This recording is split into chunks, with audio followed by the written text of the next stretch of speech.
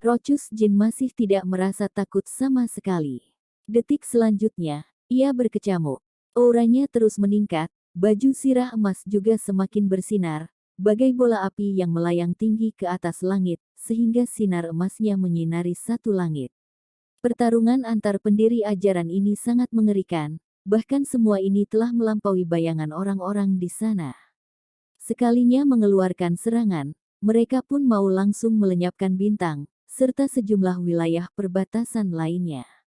Set, pendiri ajaran yang menggenggam pedang panjang hitam itu langsung berteriak kencang, tanah dan langit pun terobek. Sinar gelap terpancar dari pedang panjang hitam yang digenggamnya, kemudian ia langsung melangkahkan kaki dan menusuk ke arah Rochus Jin.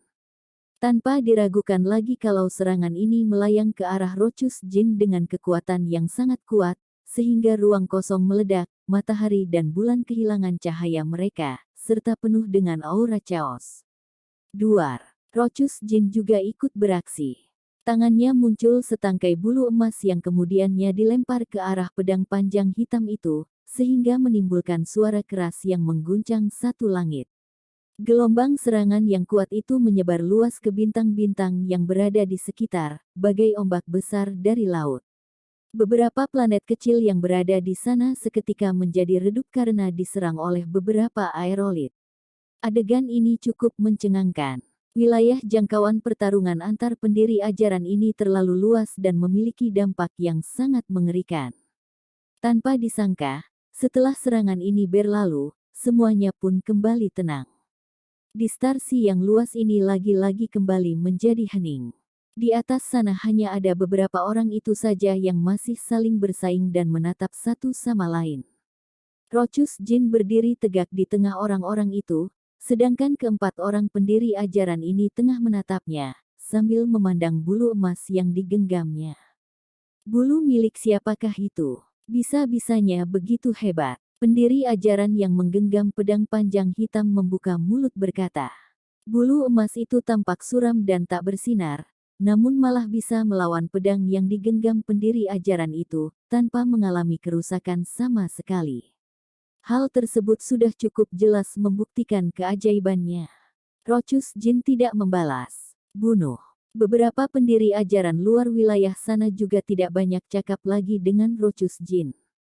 Pertarungan besar seketika membara, bagai monster-monster yang meraung. Satu planet ini pun mulai mendidih. Duar. Ruang kosong di tengah planet terbelah dan menyebar luas hingga jauh sana. Celah besar berwarna hitam itu masih memperbesar hingga pinggir langit dan entah juga bisa menyebar luas hingga mana. Bintang-bintang berguncang kuat. Pertarungan besar kali ini sepenuhnya meledak. Kemudian terdengar suara kencang di mana tombak panjang yang menebas kemari. Tebasan itu kebetulan dikeluarkan oleh pendiri ajaran yang pertama kali dilukai oleh Rochus Jin. Dang. Bulu emas yang digenggam Rochus Jin mendarat di atas tombak panjang yang berdarah itu. Seketika ada sejumlah percikan api yang menyembur dan setiap percikan api yang terjatuh di permukaan tanah itu meninggalkan sejumlah lubang hitam pada ruang kosong. Beberapa orang yang lainnya juga turut beraksi. Mereka semua adalah pendekar tingkat pendiri ajaran dan kerjasama yang sangat baik. Berbagai macam pusaka ajaib yang hebat dan kuat pun ditujukan ke arah Rochus Jin. Tekan. Beberapa pendiri ajaran luar wilayah sana memasang tatapan tak acuh, sembari menghidupkan pusaka ajaib untuk menekan Rochus Jin. Bunuh. Dalam sekejap mata, Rochus Jin tiba-tiba berseru kencang dan sekujur tubuhnya ikut bersinar. Seiring kabut itu, bulu emas yang digenggam Rochus Jin langsung memancarkan sinar yang menusuk mata. Cepat mundur. Ruang kosong sana terdengar suara teriakan yang kencang. Beberapa pendiri ajaran yang tengah menyerang Rochus Jin merasa kaget. Mereka dapat mengenali bahwa pemilik suara itu adalah seorang pendekar hebat yang berasal dari pihak mereka. Bahkan pendekar itu saja sudah membuka mulut untuk mengingatkan mereka, maka bulu ini pasti memiliki sesuatu yang hebat. Mereka semua buru-buru mundur ke belakang dan muncul di jarak yang cukup jauh dalam sekejap mata. Namun mereka masih telat selangkah. Sinar panas yang disemburkan bulu emas Rochus Jin itu pun langsung membaluti tubuh setiap orang. Duar. Darah-darah mewarnai satu planet tersebut. Apa? Pen, pendiri ajaran mati. Ada seseorang yang berseru kejut. Aura ini adalah aura leluhur Han dari sekteku. Ia terbunuh. Bagaimana mungkin hal ini bisa terjadi? Ada seseorang yang berseru sedih. Kematian seorang pendiri ajaran adalah sebuah masalah besar yang dapat mengguncang satu starsi. Seorang pendiri ajaran telah hidup lama di dunia untuk sekian tahun dan hari ini ia bisa-bisanya terbunuh dengan begitu saja. Banyak orang yang tidak berani percaya. Hal itu sungguh menyedihkan dan sudah lama sekali tidak pernah terjadi. Kematian seorang pendiri ajaran sudah pasti adalah sebuah masalah besar yang mencengangkan. Setelah segerombolan orang terdiam, mereka semua pun mulai bersedih. Suara duka mereka juga mengguncangkan satu langit. Tempat pertarungan yang berada di jauh sana penuh dengan tumpahan darah dan sangat menusuk mata. Planet yang diwarnai merah itu adalah pemandangan di mana darah sekujur tubuh seorang pendiri ajaran yang menghancur.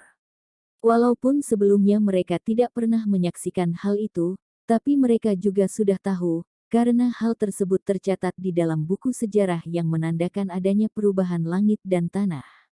Aku tidak percaya. Biasanya leluhur kita sangat kuat, bagaimana mungkin ia bisa mati begitu saja? Darah pendiri ajaran telah menumpah di sana. Mau kita tidak dapat menerima kenyataan ini, kita juga hanya bisa mempercayainya. Seseorang mendesah sedih dengan hatinya yang merasa sangat tercengang. Hal seperti ini sungguh mengerikan. Seorang pendiri ajaran saja sudah sangat mengerikan dan memiliki kedudukan yang tinggi, disertai wibawa yang tegas, bahkan keberadaannya saja sudah hampir sama persis dengan penguasa alam. Orang-orang luar wilayah sana dibuat terdiam karena hal tersebut. Bahkan pendiri ajaran saja bisa meninggal, lalu apakah mereka yang datang jauh-jauh ke galaksi ini bisa kembali dengan selamat? Tidak mungkin. Pendiri ajaran sekte kita tidak mungkin mati. Seorang pendekar tingkat Chaos berseru. Sekte mereka adalah sekte terhebat dalam starsi yang luas ini. Jika hari ini pendiri ajaran mereka meninggal, maka kedudukan sekte mereka juga akan jatuh. Di arena pertarungan, Rochus Jin membiarkan rambut emasnya tergerai dengan matanya yang seperti matahari. Baju zirah emas yang membalut di tubuhnya juga tampak sangat bersinar, sehingga membuat hati orang-orang merasa takut. Baju zirahnya terkena darah, namun tubuhnya yang tegak itu malah tampak semakin kekar. Ia mengeluarkan aura yang sangat kuat, serta ki dan darah yang kuat seperti laut. Pendiri ajaran yang mengepung Rochus Jin tersisa 3 orang saja. Wajah mereka semua pun memasang raut ketakutan. Mereka tidak tahu apa bulu emas itu dan bisa-bisanya menyembur kekuatan yang begitu besar dalam seketika. Kalau tidak ada tokoh besar yang memberitahu mereka, mereka pasti tidak akan selamat juga. Namun sekarang mereka juga tidak sebaik sebelumnya, serta mengalami luka yang cukup serius. Tapi Han tidak seberuntung mereka. Awalnya ia memang sudah terluka karena serangan Rochus Jin, sekarang ia pun telat selangkah dan dibunuh begitu saja. Sedangkan wajah Rochus Jin malah tampak menyesal. Ratusan tahun yang lalu, ia dikejar oleh beberapa pendiri ajaran ini hingga chaos dan ia tak sengaja mendapatkan sebuah barang yang berharga. Tidak hanya kultivasinya saja yang mengalami peningkatan, ia pun mendapatkan bulu emas itu. Awalnya ia ingin memakai bulu emas ini untuk membunuh beberapa pendekar tingkat avoidable di sana, namun rencananya itu malah digagalkan. Bulu itu adalah bulu burung rock. Rochus Jin, kamu ini cukup beruntung ya. Seseorang yang terbalut dalam kekacauan pelan-pelan berjalan kemari, sambil memandang Rochus Jin dan berkata dengan dingin. Sayangnya kekuatan bulu burung rock itu sudah dipakai habis olehmu. Kamu pun tidak ada kesempatan lagi. Orang yang tengah berbicara ini adalah pendekar luar wilayah yang memberi peringatan kepada mereka tadi. Usai ia berkata, 20 bayangan juga pelan-pelan muncul dari sana. Semua bayangan yang berada di sana adalah pendekar yang memiliki kedudukan sebagai pendiri ajaran. Untuk apa banyak cakap dengan mereka, langsung habisi saja dan mengubah galaksi ini menjadi tempat yang penuh dengan roh jahat. Aku tidak percaya kalau kesempatan baik itu tidak akan muncul lagi. Seorang pendiri ajaran berkata dengan tak acuh. Pihak Is Galaksi sini juga muncul 9 orang pendekar. Mereka semua berdiri di samping Rochus Jin. Pendayung berkata dengan semakin tak acuh. Hari ini aku malah ingin melihat berapa orang yang tersisa dari pihak kalian setelah kalian berhasil menembus Is Galaksi. Bisa-bisanya kamu belum mati. Seorang pendiri ajaran luar wilayah berseru kejut. Ia hanyalah roh gentayangan saja. Pendiri ajaran luar wilayah lain berkata dengan dingin. Cakraying, seharusnya kamu sudah mati di tanganku pada ratusan tahun yang lalu. Namun aku tak menyangka kamu bisa-bisanya masih hidup hingga sekarang.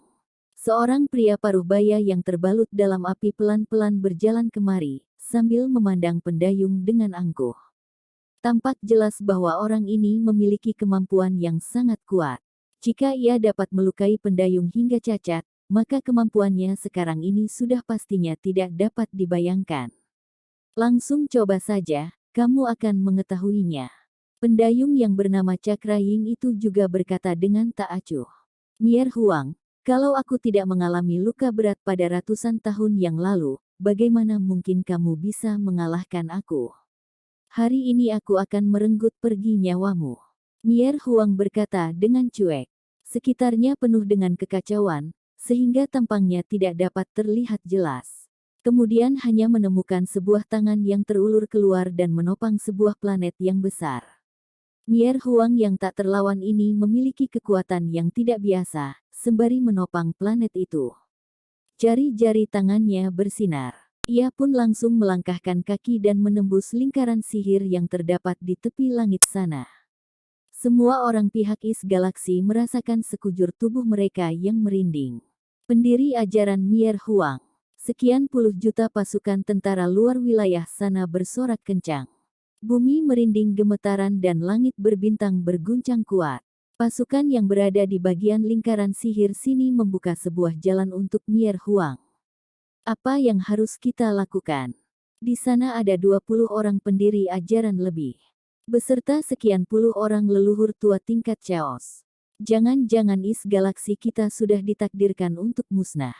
Suasana pihak Is Galaksi sini tiba-tiba menjadi terpuruk. Bukan mereka yang tidak percaya diri, melainkan perbedaan kemampuan mereka dengan pihak sana yang memang terlalu jauh. Apalagi mereka juga tahu jelas bahwa sorotan pertarungan kali ini tidak berada pada mereka, melainkan berada pada pendekar tingkat pendiri ajaran dari kedua pihak. Saat ini semuanya tampak tidak berguna lagi, perbedaan kemampuan antar mereka telah terlihat jelas di sana.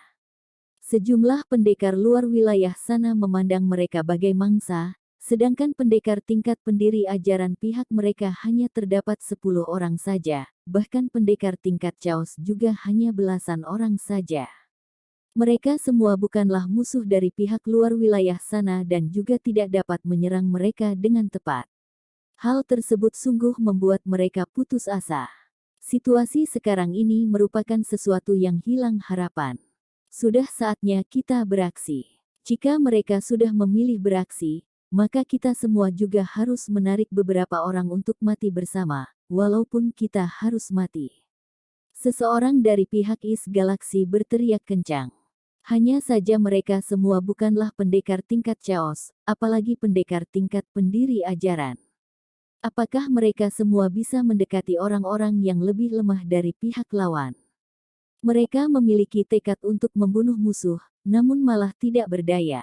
Aku tidak ingin dipanggil sebagai pecundang oleh keturunan kita. Walaupun kita bisa saja mati dalam perang, aku juga mau memakai darahku untuk menyembah langit dan menunjukkan tekadku. Beberapa pendekar tingkat Raja Dewa berseru. Mereka semua yang bisa mencapai tingkat Raja Dewa juga merupakan orang yang berbakat, serta memiliki keangkuhan tersendiri dan tidak ingin meninggal dengan kecundang. Pihak Is Galaksi dibuat membara karena suasana terpuruk itu. Hari ini mereka semua tekad untuk berjuang hingga mati. Bunuh. Bunuh 1, balik modal. Bunuh 2, kita untung. Emosi mereka semua membara. Semua orang lagi-lagi tidak terpuruk dan muncul niat perang yang tinggi. Pada saat ini, Pendayung itu membuka mulut. Sekarang masih belum giliran mereka. Tunggu kita semua tewas dalam perang, kalian baru maju. Usai berkata, pendayung pelan-pelan berjalan ke arah Mier Huang. Guru, siapakah orang itu? Seorang pendekar tingkat Chaos bertanya dengan suara pelan. Ia telah hidup selama 200-an ribu tahun, namun ia malah tidak pernah bertemu sekalipun dengan pendayung. Guru Ying, seorang petua yang berambut dan berjenggot putih mendesah berat. Guru Ying adalah pendekar terhebat pada jutaan tahun yang lalu, merupakan guru dari Raja Manusia. Jutaan tahun yang lalu, ketika Raja Manusia dan beberapa pendekar lain bertarung dengan pendekar iblis terbunuh, Guru Ying dan beberapa pendekar lain juga mengalami luka berat. Setelah itu, orang-orang luar wilayah sana menggunakan kesempatan ini untuk menyusup ke dalam. Guru Ying mereka pun meninggal karena mereka dan orang-orang dari luar wilayah sana juga mengalami luka berat. Hanya saja jutaan tahun telah berlalu dan galaksi kita sudah tidak sekuat luar wilayah sana. Hati mereka semua merasa merinding. Mereka tidak menyangka bahwa pendayung itu memiliki latar belakang yang begitu besar dan bisa-bisanya adalah guru dari Raja Manusia. Raut wajah kedua pendekar tingkat avoidable dari pihak galaksi pun berubah. Mereka semua tidak mengetahui identitas Cakra Ying. Kondisi Guru Ying memang sangat aneh dan tidak mempunyai kemampuan tarung pada masa puncaknya. Ia akan rugi banyak jika mau bertarung dengan Mier Huang. Petua yang berambut dan berjenggot putih itu berkata dengan khawatir. Ia pernah mengalami pertarungan jutaan tahun lalu itu. Saat itu, ia hanyalah seorang pendekar Raja Dewa yang beruntung selamat dari pertarungan itu. Ia juga tahu betapa serius luka yang diterima Guru Ying. Sekarang ia telah menjadi pendiri ajaran tingkat tengah avoidable dan bisa menyadari keganjilan dari Guru Ying. Ia langsung berlari mendekatinya. Ia merasa tidak tenang. Pada jutaan tahun yang lalu, Guru Ying memang tidak merasa takut akan Mier Huang, bahkan jauh lebih kuat dari Mier Huang, namun ia takut Guru Ying yang sekarang ini bukanlah musuhnya Mier Huang. Tidak apa-apa. Guru Ying juga mengenali petua itu dan pelan-pelan berkata, aku masih ada sedikit kemampuan setelah hidup begitu lama. Sekarang kita harus mengalahkan orang-orang luar wilayah sana. Jika orang itu ikut beraksi, maka semuanya sudah telat. Pendayung memasang raut wajah santai dengan hatinya yang sudah mengambil keputusan. Meskipun Mier Huang adalah pendiri ajaran berkelas dari luar wilayah sana, namun kemampuannya masih cukup jauh dengan orang luar wilayah itu. Ketika orang luar wilayah itu masih muda, ia itu pantas bersaing dengan Raja Manusia, entah juga bagaimana dengan peningkatan kemampuannya sekarang. Pendayung itu melangkahkan kaki dan pergi mendatangi Mier Huang. Memangnya kamu pantas melawan leluhur tua kita? Seorang pendiri ajaran muda dari pihak luar wilayah sana berkata dengan tak acuh. Pemuda ini adalah muridnya Mier Huang dan juga sudah mencapai tingkat avoidable selama 10 tahun ini. Mundur, aku akan memberinya kesempatan untuk memberontak. Mier Huang berkata dengan datar. Semua orang dari pihak galaksi sana menahan nafas, serta ketegangan, ketidakamanan dan tekanan itu. Para pendekar dari berbagai kekuatan besar tengah menunggu dengan jantung mereka yang berdetak cepat. Mereka semua berharap bahwa senior ini dapat membunuh pendekar berkelas dari pihak lawan mereka. Mereka semua hanya menunggu detik itu mendatang. Mereka semua berharap ini bisa berhasil dan dapat merubah kondisi sekarang ini. Duar. Ketika Guru Ying berjalan ke tengah arena perang, Mier Huang pun ikut bergerak. Ia tidak mungkin membiarkan Guru Ying selesai bersiap-siap di sana. Lagi pula Guru Ying juga termasuk pendekar terbaik pada jutaan yang lalu. Walaupun bisa terlihat jelas bahwa tubuhnya bermasalah, tapi ia tetap harus berjaga-jaga, siapa tahu Guru Ying ini mempunyai rencana lain. Mier Huang mengambil sehelai lukisan Taiji yang tampak sedikit robek dan melemparkannya ke arah Guru Ying. Lukisan Taiji itu tampak bekas dan penuh robekan. Bahkan sinar yang dipancarkannya juga sangat redup, namun semua pendekar tingkat pendiri ajaran yang berada di sekitar sana memasang raut wajah serius.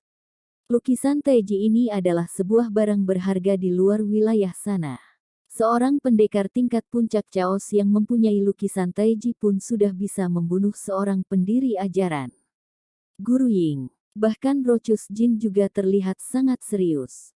Ia tahu kondisi Guru Ying kurang baik dan pertarungan ini mungkin saja bisa menjadi pertarungan terakhir kalinya. Detik di mana lukisan Taiji itu menutupinya, tangan Guru Ying pun muncul sebuah prasasti. Prasasti itu terlihat sangat gelap dengan membawa sedikit jejak darah. Semua simbol-simbol yang terdapat di atas prasasti seketika diperbesar dan bersinar, serta menutupi satu alam ini dan mengeluarkan kekuatan hukum surga. Demon Suppressed Stele. Mier Huang berseru kencang dan buru-buru memanggil lukisan Taiji untuk melindungi dirinya. Prasasti itu adalah prasasti yang dipakai untuk menekan klan darah, merupakan pusaka ajaib yang diciptakan oleh Raja Manusia sendiri.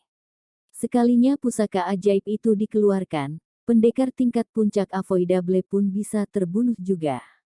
Duar. Demon Suppressed Stele itu bersinar dan menindas ke bawah. Lukisan Taiji bersinar, garis-garis di sana pun melilit dan menebas ke arah prasasti itu. Kratak. Demon Suppressed Stele yang membawa darah itu muncul sejumlah retakan, sedangkan lukisan Taiji itu juga sudah terbelah menjadi beberapa potong dan meretak, kemudian langsung terjatuh di pusat arena pertarungan itu dan tidak dapat didekati sama sekali. Puff! Mulut Mier Huang langsung menyembur darah banyak, namun pada akhirnya ia masih bisa menyeimbangkan tubuhnya. Ternyata sesuatu yang membuatmu percaya diri adalah Demon Suppressed Stele ini. Sayangnya barang ini sudah muncul retakan dan kekuatannya tidak sebaik sebelumnya, kamu pun tidak dapat melawanku sama sekali. Mier Huang menggeleng kepala tenang. Guru Ying, sepertinya kemampuanmu belum sepenuhnya memulih kembali. Dulu selain Raja Manusia, kamu tidak pernah menganggap siapapun penting, sekarang kamu malah bisa-bisanya memakai prasasti ini, baru berani menyerangku. Mier Huang menatap orang Is Galaksi tak acuh. Kini Demon Suppressed Stele itu telah meretak, apakah ada orang dari pihak Is Galaksi kalian yang bisa melukaiku? Raut wajah Guru Ying juga terlihat sangat buruk. Sekarang ia hanya bisa mengeluarkan kekuatannya sebanyak 60% ketika ia pada masa puncaknya. Jika ia memakai Demon Suppressed Stele pada masa puncaknya, maka ia mungkin saja bisa memberi serangan kuat kepada Mier Huang. Meskipun sekarang Mier Huang juga terluka, namun lukanya tidak begitu berat, sehingga tidak mempengaruhinya untuk lanjut bertarung. Dasar segerombolan orang bodoh, dasar Is Galaksi lemah, dasar tidak tahu diri. Seekor harimau putih tingkat pendiri ajaran di luar wilayah sana menyeringai berkata, Guru Ying, biarkan aku saja yang melawan Mier Huang, ujar Rochus Jin. Ketika berada di dalam Chaos, ia mendapatkan sebuah kesempatan baik untuk mencapai tingkat akhir Avoidable dan merupakan salah satu dari ketiga orang terhebat dari pihak Is Galaksi. Aku saja. Seorang petua berjalan keluar. Ia sudah berusia dan tubuhnya juga penuh akan debu-debu yang sangat tebal, seperti ditutup oleh debu-debu ini untuk sekian waktu yang lama. Bertemu dengan petua ini, bahkan Guru Ying saja juga harus bersikap agak hormat kepadanya. Ia itu adalah pendiri ajaran tertua di Is Galaksi, bahkan usianya jauh lebih besar dari Guru Ying, namun ki dan darahnya telah menipis. Kalau bukan karena ia mengasingkan dirinya, mungkin ia sudah meninggal sekarang. Kakek buyut, seorang pendiri ajaran Is Galaksi mendesah sedih di dalam hati. Aku memiliki kartu as terakhir yang aku minta kepada Raja Manusia dengan tidak tahu malu. Awalnya aku ingin memakai ini untuk melindungi satu klan kita, namun malah harus dipakai sekarang. Petua itu mengeluarkan sebuah piring sihir yang agak bekas. Bunuh. Petua yang penuh debu-debu itu berteriak kencang dan menyembahkan piring sihirnya yang diiringi dengan bendera-bendera dan panggung lingkaran sihir yang terbang keluar dari Is Galaksi. Harimau putih di luar wilayah sana hanya merasakan rambut tubuhnya yang berdiri tegak dan merasakan krisis yang mau mendatang. Lingkaran sihir Supreme. Seorang pendiri ajaran berseru pelan. Benar. Guru Ying mengangguk. Ia pernah menemukan piring sihir ini di gudang pusaka ajaib Raja Manusia.